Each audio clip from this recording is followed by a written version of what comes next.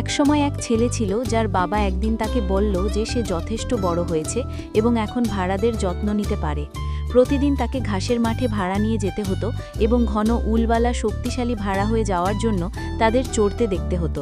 ছেলেটি তবুও অসুখী ছিল। সে দৌড়াতে এবং খেলতে চাইত, বিরক্তিকর ভাড়া পাহারা দিতে চাইত না। তাই সে পরিবর্তে কিছু মজা করার সিদ্ধান্ত নিল। সে চিৎকার করে বলল, নেকড়ে নেকড়ে। যতক্ষণ না পুরো গ্রামের লোক নেকড়েকে তাড়ানোর জন্য পাথর নিয়ে দৌড়ে এলো, যাতে সেটি একটিও ভেড়া না খেয়ে ফেলতে পারে। যখন তারা দেখল যে কোনো নেকড়ে নেই, ছেলেটি তাদের সময় নষ্ট করছে এবং এ সময় তাদের ভয় দেখিয়েছে দেখে তারা বিড়বিড় করতে করতে চলে গেল। পরের দিন ছেলেটি আবার চিৎকার করে বলল, নেকড়ে নেকড়ে।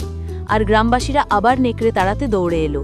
ছেলেটি তাদের ভয় দেখে যখন হেসে উঠল, গ্রামবাসীরা চলে গেল, কেউ কেউ বেশি রেগে গেল। তৃতীয় দিন ছেলেটি ছোট্ট একটা পাহাড়ে উঠল।